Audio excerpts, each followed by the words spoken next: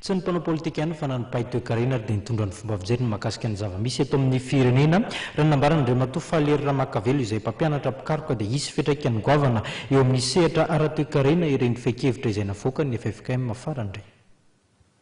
Ampihevitra ireo mpampiasa vola eto amintsika na avy eto toerana na vahiny ireo fehin-kevitra izay navoakany FFKM no ny antony maro raha ny hevitry ny mpahay toe-karena Falihery Ramakavelo. Ny zavatra problema zany amin'ny resaka toe-karena amin'ny zavatra navoakany FFKM iny dia hoe voalohany indrindra aloha tsy fantatra mazava tsara hoe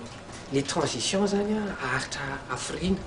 aharitra 3 volana ve, aharitra 2 volana ve, aharitra 2 taona ve sa aharitra 3 taona ohatran'le transition teo.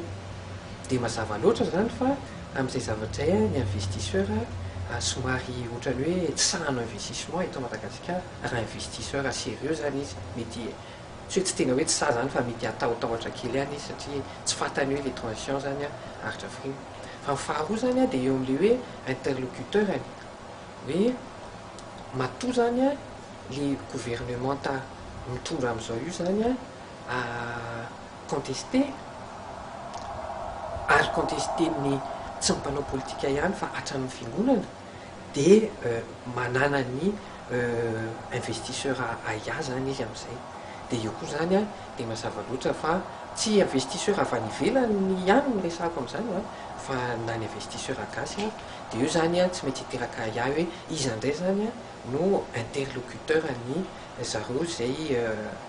te hanao investissement na te hidevelopper ny activité. Mety hiteraka sakana eo amin'ny firoborobon'ny sehatra maro na frein au développement des activités izany rehetra izany ary hisy fiantraikany eo amin'ny sandan'ny vola malagasy izay ahina iendanja, ny fidiran'ny vola vahiny sy ny fampiasam-bola ary ny fanondranana entana mankany ivelany mantsy no anisan'ny mampiakatra ny sandam-bola malagasy.